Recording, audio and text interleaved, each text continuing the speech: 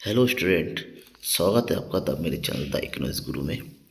MCQs की series में समष्टि अर्थशास्त्र का चैप्टर नंबर 3 मुद्रा और बैंकिंग के टॉप 20 एमसीक्यूज़ मैं आपके लिए लेकर आया हूँ। पूरी वीडियो को देखिएगा लास्ट तक, तो इस चैप्टर के सबसे ज़्यादा इंपॉर्टेंट 20 क्वेश्चन आपको पता चल जाएगा, जो आपके एग्जाम के लिए भी इंपॉर्टेंट होगा।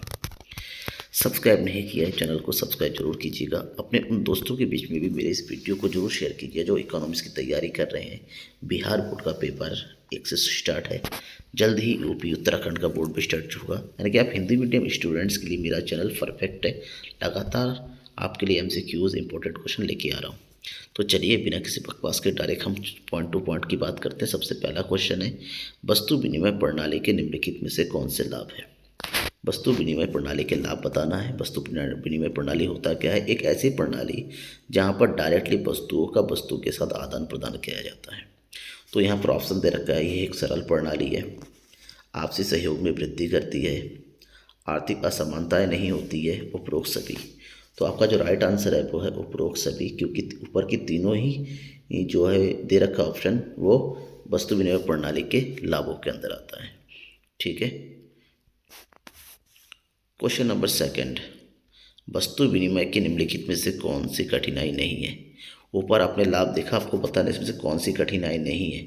ऑप्शन दे रखा है, दोहरे सहयोग का अभाव वस्तु विनिमय की सबसे पहली कठिनाई होती है, ये दोहरे सहयोग का होना। वस्तु विभाजन में कठिनाई, वस्तु विनिमय के अंतर्गत वस्तु विभाजन में कठिनाई नहीं कर सकते। जैसे जीवित जानवर किसी के पास है तो वो चावल मृत चीज़ें कैसे खरीदे, यहाँ पर प्रॉब्लम आती है। सर्वमान मूल्य का मापक, भावी भुगतान का अभाव। तो यहाँ पर ये देखिएगा, ए बी और डी ये तीनों जो है वस्तु विनिमय की कठिनाइयों के बारे में बताता है, और कठिनाइयाँ हैं तीनों ही तीनों। लेकिन सर्वमान मूल मापक जो है मुद्रा का एक प्रमुख कार्य है। तो ऐसे में जब ये मुद्रा का कार्य है, बाकी तीन कठिनाइयाँ यानी कि ऑप्शन नंबर सी यहाँ पर राइट होगा। आपसे पूछा भी गया है कि कठिनाई नहीं है, तो सर्वमान मूल मापक वस्तु विनिमय की कठिनाई नहीं है।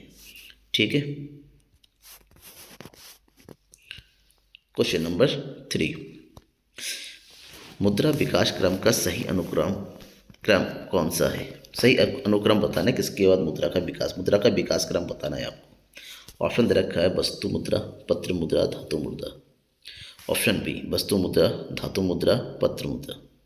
ऑप्शन सी, पत्र मुद्रा, धातु मुद्रा, वस्तु मुद्रा। ऑप्शन डी, पत्र मुद्रा, धातु मुद्रा और वस्तु मुद्रा और धातु मुद्रा।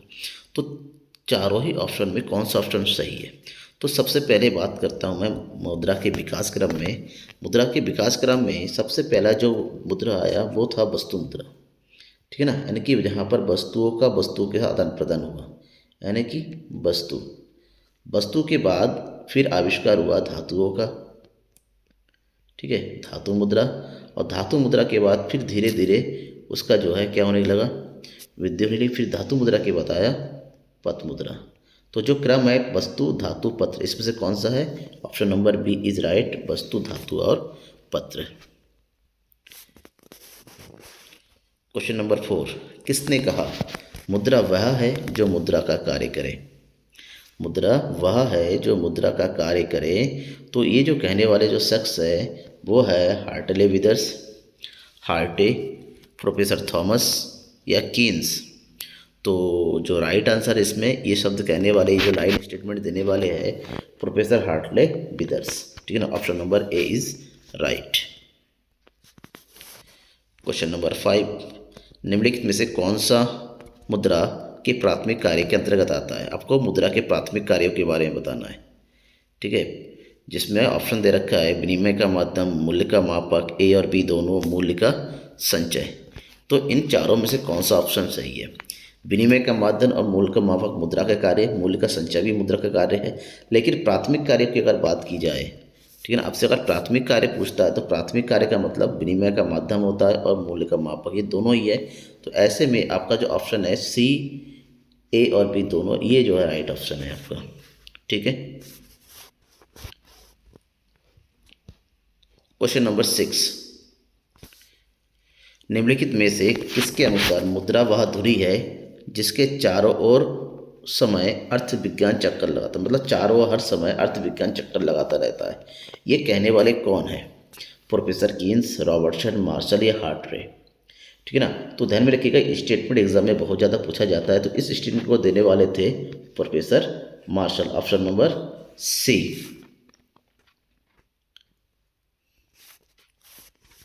नेक्स्ट क्वेश्चन, क्वेश्चन नंबर 7, मुद्रा के संबंध में निम्न में से कौन सा कथन सत्य नहीं है?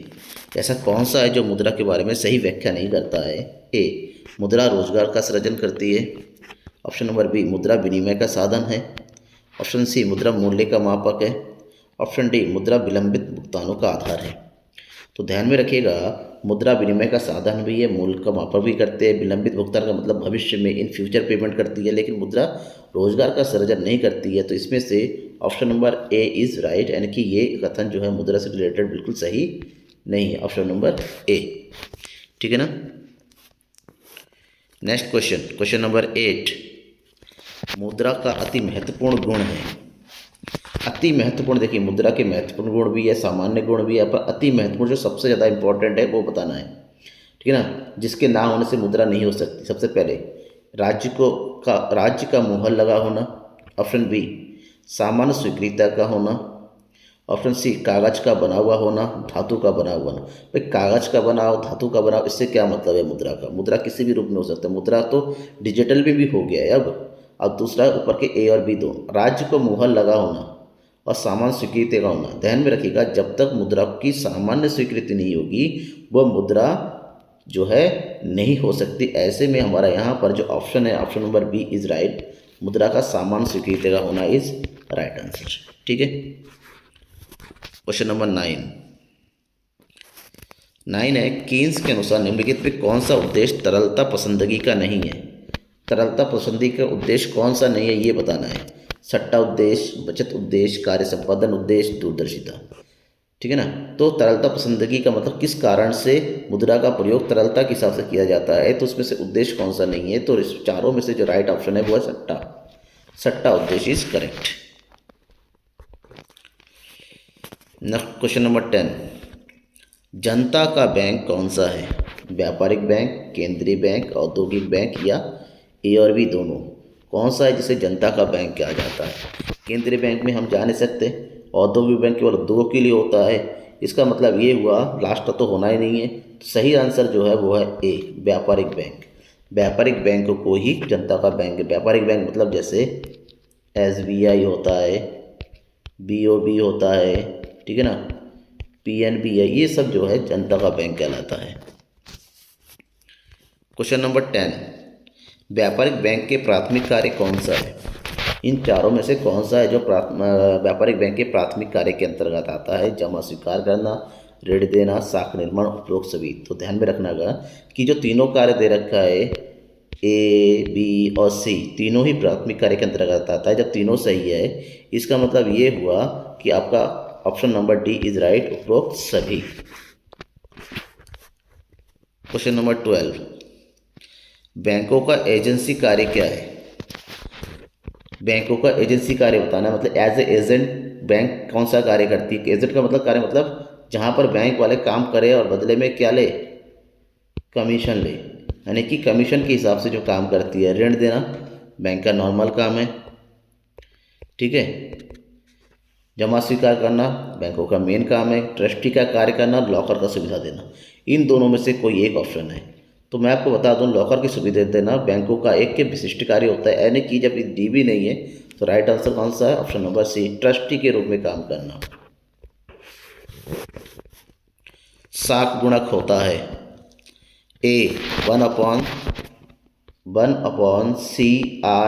CRR मतलब cash reserve ratio. Option number B, नगद multiply by 1/CRR। Option number C, नगद multiply by CRR। Option D, इनमें से कोई नहीं। ठीक है ना। तो ABCD ये तो नहीं होगा, कोई नहीं। नगद मल्टीप्लाई बाय CRR भी कुछ नहीं होता है, लेकिन जो राइट आंसर है वो ऑप्शन नंबर ए है, 1/CRR। साख गुणक होता है ये। क्वेश्चन नंबर 14, साख मुद्रा का विस्तार होता है जब CRR को घटाया जाता है, बढ़ाया जाता है। ए और बी दोनों ही संभव होते हैं, इनमें से कोई नहीं। तो साख मुद्रा का विस्तार तभी होता है जब CRR को क्या जाए? घटाया जाए, यानी कि ऑप्शन नंबर ए। अब होता क्या है, जब सीआरआर को घटाया जाता है तो ऐसे में बैंकों के पास लोन देने के लिए ज़्यादा जमाएं बचती हैं, जो जमाएं हैं वो ज़्यादा बचती है, क्योंकि सीआरआर कैश रिजर्व रेशियो एक ऐसा होता है, रेशियो होता है जिसके आधार पर हर एक व्यापारिक बैंक को केंद्रीय बैंक के पास अपनी नकद जमा करके रखनी पड़ती है। ऐसे पर उनके पास बिजनेस करने के बाद एक पैसा कम बचता है, तो अगर सीआर को घटाया जाएगा उनके पास बिजनेस करने के लिए पैसा ज़्यादा बचेगा और वो ज़्यादा लोन बांट सकेंगे, जिससे साख मुद्रा का विस्तार होता है। क्वेश्चन नंबर 15, एटीएम का पूरा नाम क्या है? Any time machine, all time machine, automatic teller machine या ए और बी दोनों? तो any time machine, all time machine, automatic teller machine, A और बी दोनों।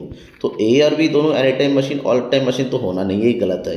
तो ऐसे में जब सही आंसर ये दोनों ही नहीं है तो डी तो होना नहीं है, तो option number C is right, automatic teller machine. Question number 16, Bharat का केंद्रीय बैंक कौन सा है? ये तो बिल्कुल सिंपल है, आपका इसका आंसर बिल्कुल मिनटों में आ जाना चाहिए, मिनटों के सेकंड में तुरंत पढ़ते ही आंसर आ जाना चाहिए। State Bank of India, Reserve Bank of India, Central Bank of India and Bank of India. बिल्कुल कोई जवाब वो नहीं है, संकोच नहीं है। Option number B is right, RBI, State Bank, Reserve Bank of India Bharat का केंद्रीय बैंक है, RBI। ठीक है। क्वेश्चन नंबर 17, केंद्रीय बैंक द्वारा कौन सी मुद्रा जारी की जाती है? चलन मुद्रा, साख मुद्रा, सिक्के, इनमें से सभी। सिक्के, और ध्यान में ये होता है सिक्के देश की सरकार के द्वारा जारी जाती है, मिनिस्ट्री ऑफ फाइनेंस के द्वारा। साख मुद्रा जो है व्यापारिक बैंकों के द्वारा सृजित किया जाता है। चलन मुद्रा केंद्रीय बैंक द्वारा जारी किया जाता है। Option number A is right, चलन मुद्रा। क्वेश्चन नंबर 18, साख नियंत्रण के प्रमुख उद्देश्य निम्नलिखित में से कौन से है? इन चारों में से कौन सा है जिसका उद्देश्य जो है साख नियंत्रण के अंतर्गत आता है? ए, कीमत स्थिरता स्थापित करना, बी, विदेशी विनिमय दर में स्थिरता लाना, सी, उत्पादन एवं रोजगार वृद्धि के उपाय करना, डी, उपरोक्त सभी। तो मैं आपको बता दूं ये ऊपर के तीनों ही जो है साख नियंत्रण के प्रमुख उद्देश्य है, यानी कि option number D is right. Question number 19, निम्नलिखित में से कौन सा साख नियंत्रण का उपाय नहीं है? साख नियंत्रण का उपाय नहीं है सीआरआर, एसएलआर, बैंक दर, प्रतिबंधित तरलता। तो मैं आपको बता दूं साख नियंत्रण किसके द्वारा किया जाता है? ये किया जाता है देश की केंद्रीय बैंक यानी कि भारत में आरबीआई के थ्रू। साख नियंत्रण का मतलब क्या होता है? साख, ठीक है ना, साख को जो बढ़ाना है या घटाना है उससे संबंधित उपाय करना। इसके लिए आरबीआई सीआरआर को भी अपना सकती है, एसएलआर को भी अपना सकती है, बैंक दर को अपना सकती है, लेकिन जो है इसमें से साख नियंत्रण के लिए रिजर्व बैंक द्वारा प्रतिबंधित तरलता को नहीं अपनाया जा सकता। ऐसे में हमारा जो नियंत्रण का उपाय नहीं है वो राइट आंसर है, option number D. Last question, question number 20। Question number 20, तो क्वेश्चन नंबर 20 क्या है? यदि मुद्रास्फीति को रोकना है तो एसआरआर को ऑप्शन है, यदि मुद्रास्फीति को रोकना है। मुद्रास्फीति का मतलब जब देश में महंगाई की स्थिति हो जाती है, चीज़ों के दाम बहुत ज़्यादा बढ़ जाते हैं, तो ऐसे में किस तरह से रोका जा सकता है? एसएलआर को बढ़ाता है और सीआरआर को कम किया जाता है। एसएलआर को कम किया जाता है और सीआरआर को बढ़ाया जाता है। सी, सीआरआर और एसएलआर दोनों को बढ़ाया जाता है या इनमें से कोई नहीं। तो ध्यान में रखना इसका क्वेश्चन का आंसर है मुद्रास्फीति को रोकने के लिए देश में मुद्रापूर्ति को रोकना पड़ता है, और मुद्रापूर्ति तभी रोकेगी जब वाणिज्यिक बैंकों के लिए जो है साख सृजन को रोक जाएगा। साख सृजन तभी रोकेगा जब सीआरआर और एसएलआर दोनों को बढ़ाया जाएगा, यानी कि option number C is right. ठीक है, सीआरआर दोनों बढ़ता है, ठीक है, सीआरआर दोनों को बढ़ाया जाता है, that means option number C is our right answer. Thank you पूरा वीडियो लास्ट तक देखने के लिए, और बने रहिए मेरे साथ, मेरे चैनल के साथ, ताकि आपको लगातार वीडियो मिलता रहे और आप पेपर की तैयारी कर सकें। आपका कोई सजेशन हो, आपका कोई डाउट हो तो आप मुझे कमेंट बॉक्स में लिख सकते हैं।